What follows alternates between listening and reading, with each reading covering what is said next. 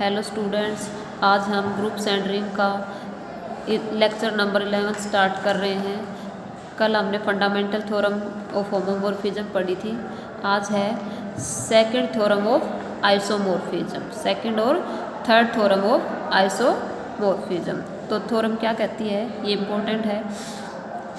If H and K are subgroup of a group G and H is normal in G, then HK by H is isomorphic to K by H intersection K।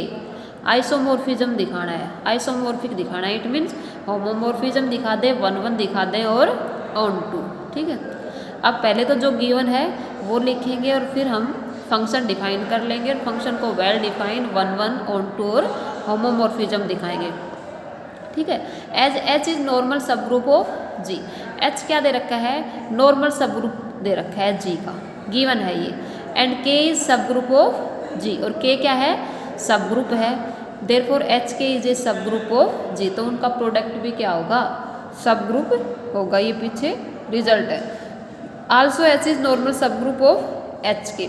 H क्या है, normal subgroup of HK and H intersection K is normal subgroup of K। Intersection भी क्या होगा हमारे पास, normal subgroup होगा K का।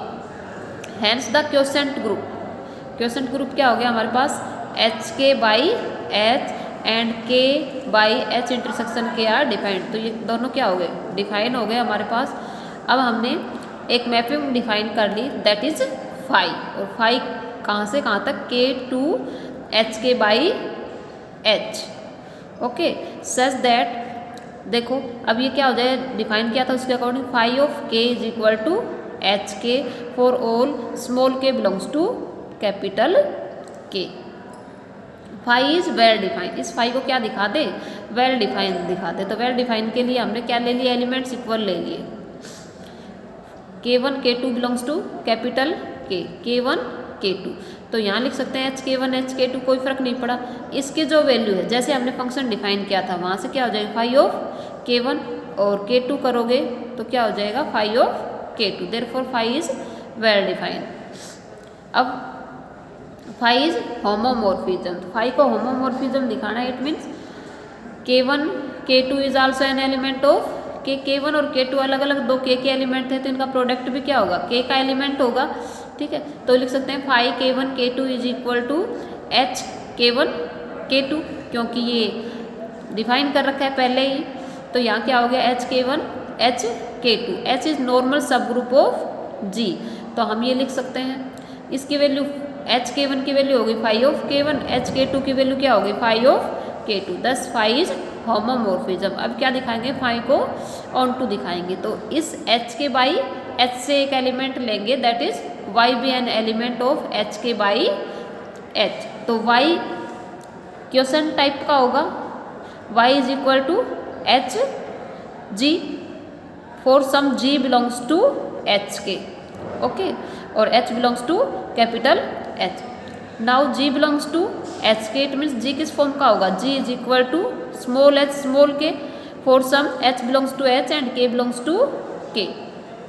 तो Y क्या हो गया, Y is equal to H small h K, this is equal to H K, क्योंकि capital H small h is equal to H। ये सेकंड चैप्टर में था हमारे पास। Phi of Y is equal to क्या हो गया, phi of K using first, क्योंकि फर्स्ट दे रखा था, डिफाइन कर रखा था। Thus for each Y belongs to HK by H there exist a K such that phi of K is equal to Y, hence phi is onto. Now phi K to HK by H is homomorphism and onto, so by fundamental theorem of homomorphism we have K by kernel phi is isomorphic to HK by H। हमने claim कर लिया, भी claim that kernel of phi is equal to क्या है, H intersection K। Kernel of phi की जगह अगर H intersection K हो जाएगा तो हमारे पास रिजल्ट क्या हो जाएगा, प्रूव हो जाएगा। तो हमने मैपिंग है phi K to KH HK by H, क्या किया, X belongs to kernel of phi. तो फाई ऑफ X क्या आएगा, identity element of HK by H। ठीक है, if and only if HX is equal to H and X belongs to K, if and only if x belongs to h and x belongs to k, it means x belongs to h intersection k जब दोनों में है तो if and only if kernel of 5 is equal to h intersection k, putting this in 2 में put कर देंगे colonel of 5 की जगह h इंटरसेक्शन k, तो जो प्रूव करना है वही हमारे पास रिजल्ट आ जाएगा। नेक्स्ट है थर्ड थ्योरम ऑफ आइसोमॉर्फिज्म। तो क्या कहती है ये, if h and k are two normal subgroup of a group G such that h contained in k, then G by k is isomorphic to G by h and k by h, ये prove करना है। ये given है h and k are normal subgroup of G and h contained in k, therefore G by h and k by h and G by k, ये सभी क्या है, defined है। Also k by h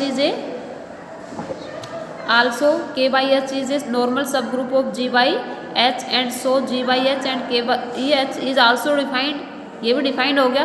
consider the mapping, अब हमने mapping define क्या की, phi G by h to G by k, it means यहाँ G by h का एलिमेंट लेंगे, ये कैपिटल H और G, कैपिटल H से बिलोंग करेगा, स्मॉल g कैपिटल G से, तो फाई ऑफ एच जी क्या हो जाएगी, k g for all G belongs to capital G। अब फाई को क्या दिखा दे, इस फाई को वेल डिफाइंड दिखा दे, तो इट मीन्स इसके जो एलिमेंट है वो Hg1 Hg2 टाइप से होंगे, दोनों एलिमेंट्स लेके चले Hg1 is equal to Hg2, तो यहाँ से हम लिख सकते हैं Hg1 को एज इट इज रहने दिया, Hg2 को इस साइड ले आए तो क्या हो गया, G2 इनवर्स, इसका मतलब क्या है, G1 G2 inverse belongs to H content in K था, तो क्या हो गया, G1 G2 inverse belongs to K, तो यहाँ से क्या हो गया, K G1 G2 inverse is equal to K, ये लिख सकते हैं। यहाँ से हम हमारे पास क्या होगा, K G1 इसको इस साइड ले आएगा तो K G2, इसकी वैल्यू हो गई फाई ऑफ H1 और इसकी वैल्यू क्या हो गई, फाई ऑफ Hg2, दस फाई इज वेल डिफाइंड। अब फाई को क्या प्रूव करेंगे, ऑन टू प्रूव करेंगे, तो हमने क्या ले लिया, यहाँ से एलिमेंट लेंगे G by K से, तो G by K का एलिमेंट किस टाइप से होगा, K G be any arbitrary element of G by K where G belongs to capital G and Hg belongs to G by H. Then for every Kg belongs to G by K there exists Hg belongs to G by H such that phi of Hg is equal to Kg। ठीक है, तो ये हमारे पास क्या हो गया, on to हो गया। अब फाई को क्या दिखाएंगे, होमोमॉर्फिज्म के लिए हमने दो एलिमेंट ले लिए Hg1 और Hg2, तो phi of Hg1 phi of Hg2 separate करके लिख देंगे, phi of Hg1 is equal to phi of Hg2, तो यहाँ से क्या हो गया, फाई ऑफ Hg1 G2, क्योंकि H क्या था, normal subgroup of G था, यहाँ से क्या हो जाएगा, यूजिंग फर्स्ट से K G1 G2, क्योंकि फंक्शन डिफाइन कर रखा था, इसको लिख सकते हैं K G1 K G2, इसकी वैल्यू क्या होगी, फाई ऑफ Hg1 और इसकी वैल्यू क्या होगी, phi of Hg2, hence phi is homomorphism. Now phi G by S to G by K is homomorphism and on to, so by fundamental theorem of homomorphism we have G by H kernel of phi is isomorphic to G by K। we claim that kernel of phi की जो value अगर K by H कर दे तो जो result prove करना है वही आ जाएगा हमारे पास। Let Hg belongs to kernel of phi and phi G by S to G by K, तो यहाँ से क्या हो गया, फाई ऑफ Hg क्या हो जाएगा, identity element of G by K that is K, phi of Hg is equal to K, तो यहाँ से क्या हो गया, Kg is equal to K, क्योंकि डिफाइन कर रखा था ऐसा, तो यहाँ से क्या हो गया, Kg belongs to K, it means G belongs to K, यहाँ से लिख सकते हैं Hg belongs to K by S, thus Hg belongs to kernel of phi, it gives Hg belongs to K by H, kernel of phi contained in K by H।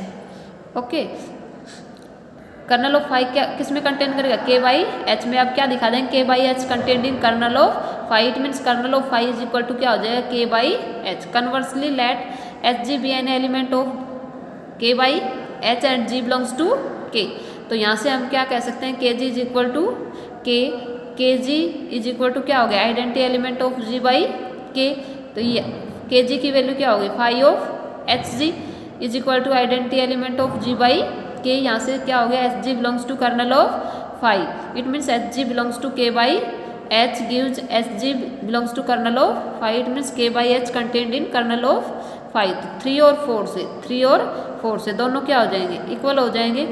Putting this value in 2 में put कर देंगे यहाँ, तो क्या हो जाएगा G by H by K by H isomorphic to G by K, it means G by K is isomorphic to G by H and K by H। Okay.